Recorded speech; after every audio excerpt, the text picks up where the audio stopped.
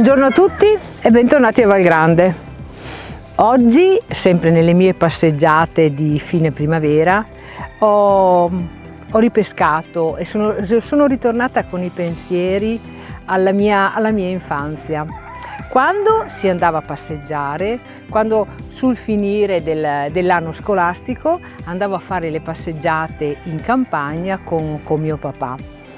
E un po' guardando i papaveri sono tornata automaticamente indietro nel tempo e pensavo al gioco che facevamo. Prendevamo il bocciolo di papavero e una sorta di sfida perché dovevamo indovinare il colore di questo, diciamo, ovetto.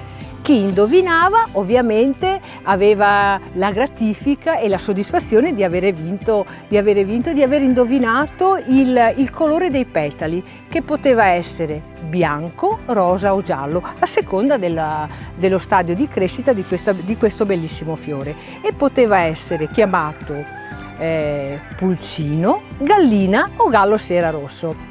Quindi questi fiori, i profumi della campagna, per me rappresentano un po' la macchina del tempo che mi fa tornare indietro e non vi dico di quanti anni.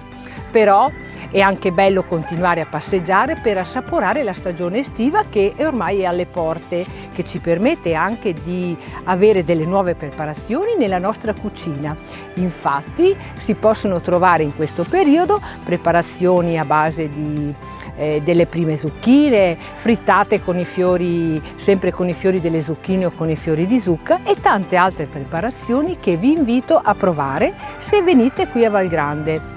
Continuo a proporvi sempre la nostra pasta, le nostre paste ripiene o le paste all'uovo. Vi chiedo di prenotare il vostro tavolo e di continuare a seguirci attraverso i contatti che troverete nelle nostre pagine social o attraverso le pagine del nostro sito. Vi aspetto e buona passeggiata! Ciao!